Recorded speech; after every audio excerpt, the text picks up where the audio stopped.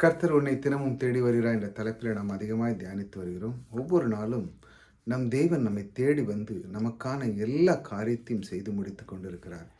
ஆகையால் அவருடைய வார்த்தையை நாம் அதிகமாக தியானிக்கும் பொழுது, அவர் நமக்கு எப்படி அவர் தேடி வந்து நம்முடைய காரியத்தை அவர் செய்கிறார், நம்மை எப்படி வழிநடத்துகிறார், நம்மோடு கூட எப்படி இருந்து நமக்கு தேவையான எப்படி சந்திக்கிறார், எல்லா விதமான காரியத்தையும் நாம் தொடர்ந்து ஒவ்வொரு நாளும் அதை நாம் அறிந்து கொண்டு இருக்கிறோம். ஆகையால் இந்த கர்த்தர் உன்னை தேடி வருகிறார் என்றாலே அவருடைய அன்பு, அவருடைய கிருபை இருக்கிறது. நம்மை தேடி ஒருவர் வந்து, "நாங்க வாங்க, உங்களுக்கு இந்த காரியம் நான் உங்களுக்கு செய்கிறேன்" அப்படின்னா உங்களுக்கு எவ்வளோ மனசு சந்தோஷமாக இருக்கும். உங்களுக்கு ஒரு கொஞ்சம் பணம் தாரேன், 1,00,000 2,00,000 வச்சுக்கங்க, நீ எனக்கு தரான்டா அப்படின்னு சொன்னால் உங்களுக்கு எவ்வளோ மனசு சந்தோஷமாக இருக்கும். அதே போல் நம் தேவன், இந்த அண்ட சராசரி படைத்தவரே நம்மை தேடி வருகிறார் இல்லையா? நம்மை தேடி வந்து தான் நம்மை அழைத்திருக்கிறார்.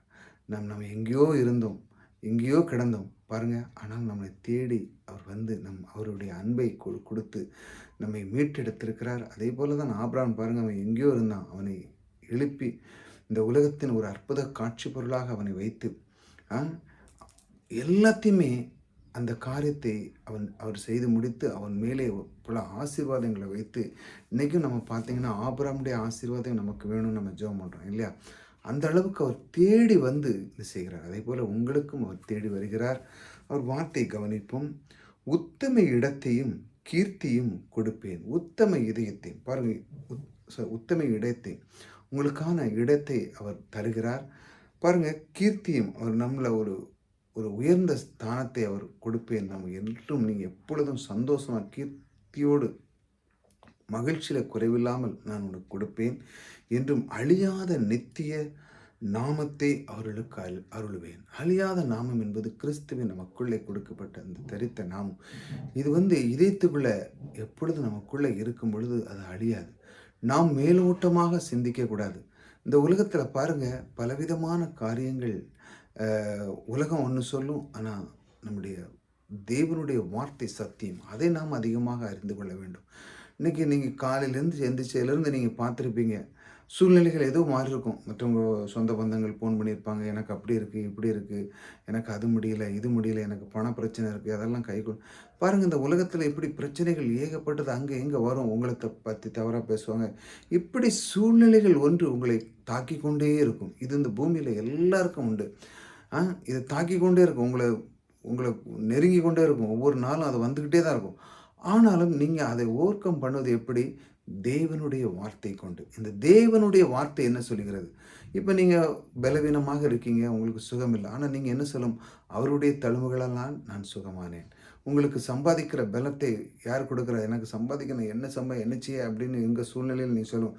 கர்த்தர் எனக்கு சம்பாதிக்கிற பலனை கொடுத்துருக்கார். ஒரு மனுஷனுக்கு கர்த்தர் சம்பாதிக்கிற பலன், அதை கொடுக்கும்போது அவனுக்கு எந்த வேலையை கையிட்டு காரியம் செய்தாலும் அது வாய்க்கும். அதை நீங்கள் விசுவாசிக்கணும். இந்த சத்தியத்தை எடுத்து சொல்லணும். கடவுளே, நான் ஒரு காரியத்தை, ஒரு பிஸ்னஸ் ஆரம்பிக்கிறேன், உம்முடைய சமூகம் இதற்கு முன்பாக நிற்கட்டும், அப்படி ஜெபிக்கணும். இப்படி தன்னுடைய பிரயாசத்தில் இல்லாமல் தேவனை முன்வைக்கும் பொழுது என்ன நடக்கிறது என்றால், வாழ்க்கையில் நீங்கள் வெற்றி பெறுங்க. இப்படித்தான் அவர் சொல்கிறார், உத்தம இடத்தையும் கீர்த்தியும் கொடுப்பேன். இந்த மாதிரி ஒரு அற்புதமான ஒரு இடத்தை உங்களுக்கு கொடுக்குறாரு. எப்படி? அவருடைய நாமத்தை சொல்லும்போது. அந்த நாமம் எங்கே இருக்கிறது? நம்முடைய இருதயத்துக்குள்ளே பாருங்கள்.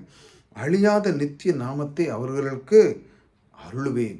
அந்த அழியாத நாமம் நம்முடைய கிறிஸ்து நமக்குள்ளே இருக்கிறார். அது ஒரு நாளும் அழிந்து போகாது. ஆகையால் ஒவ்வொரு நாளும் அவர் தேடி வந்து அவர் சொல்லுகிறார், நான் உனக்கு அழியாத ஒரு நித்திய நாமத்தை உனக்கு தரித்திருக்கிறேன். அதை உன் உள்ளத்தில் வைத்து அதை நீ சொல்லும் பொழுது, என்னுடைய வார்த்தை நீ நாவிலே அறிக்கை பண்ணும்போது, முடியாத காரியம் உனக்கு முடித்து தருகிறவன் நான் உன் கூட இருக்கப்பா அப்படின்னு அவர் சொல்லார்.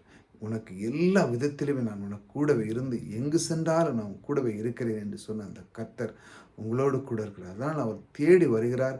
தேடி வந்து அவர் சொல்லுகிற மிகப்பெரிய ஒரு அற்புதமான வார்த்தை பாருங்கள். அழியாத நித்திய நாமத்தை அவர்களுக்கு அருள்வேன். அழியாத நாமம் இது உங்களுக்கு வாழ்க்கையில் அழியவே அழியாது.